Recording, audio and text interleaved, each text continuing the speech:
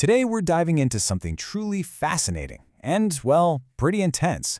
We're talking about a form of Lord Shiva known as Krodha Bhairava. Now, this isn't just about rage, not at all. It's about a divine, judicial wrath that actually serves a really powerful and righteous purpose.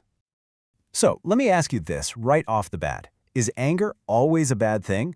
I mean, we're usually taught to avoid it, to suppress it, but what if there's another way to look at it?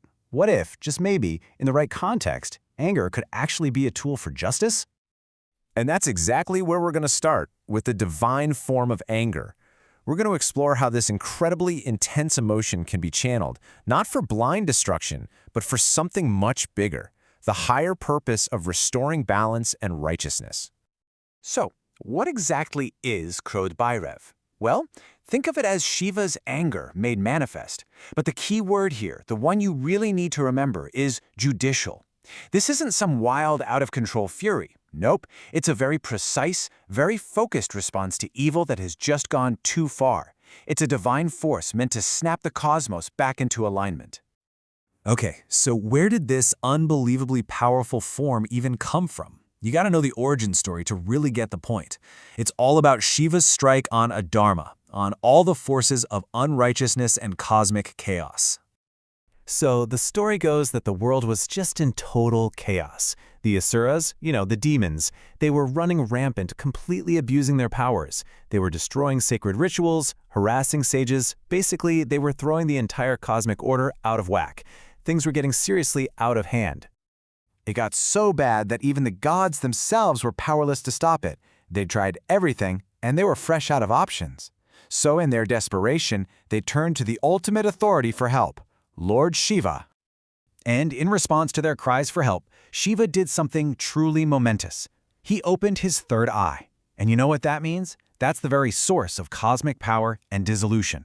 In that one instant, the entire game changed. And boom! Out of that incredible divine fire, a new form emerged, Krodha Bhairava. He was the direct answer to their prayers, the living embodiment of divine justice, created for one single purpose, to confront and obliterate overwhelming evil. And this is a really, really important distinction to make. This wasn't just destructive anger, the kind that's aimless and chaotic and hurts everything in its path. No, this was protective wrath. It was focused, it was judicial, and its entire purpose was to protect righteousness and bring balance back to the universe. Now, let's get into the details of what Bhairav actually looks like, because his form is absolutely packed with meaning. Every single detail tells you something more about his power and his divine purpose. I mean, his whole iconography tells a story. His eyes are said to burn like red fire, a sign of that intense, focused energy. He's got his divine weapons, the trident, the sword, the Damaro drum. You've got the flames of cosmic dissolution literally wrapped around his neck. And his vehicle?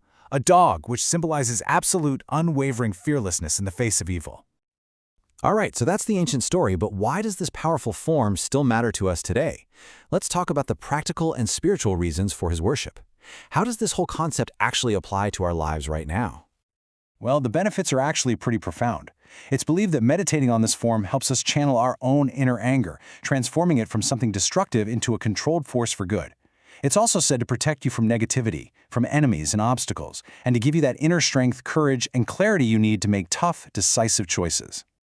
And all of this, everything we've talked about, it brings us to the biggest takeaway, the ultimate message behind the whole concept of Krodha Bhairav, the right way to use anger. And this is really the heart of it all. The philosophy here teaches us that anger itself, it isn't inherently bad. When it's controlled and when it's pointed directly at injustice, at adharma, it becomes a necessary and powerful force for good. And get this, the core message is that standing by silently and watching injustice happen, that's its own form of adharma. So when you boil it all down, Krodha Bhairav teaches us a vital lesson. Sometimes to protect what's right, to protect dharma, we can't just be passive. Sometimes courage and a righteous kind of sternness are absolutely necessary. It's all about knowing when to stand firm and act. And that kind of leaves us with a final question to think about for ourselves. In our own lives, when it comes to protecting dharma, when is it necessary for us to channel that inner fire and show some courage? It's definitely something worth thinking about. Thanks for joining me on this one.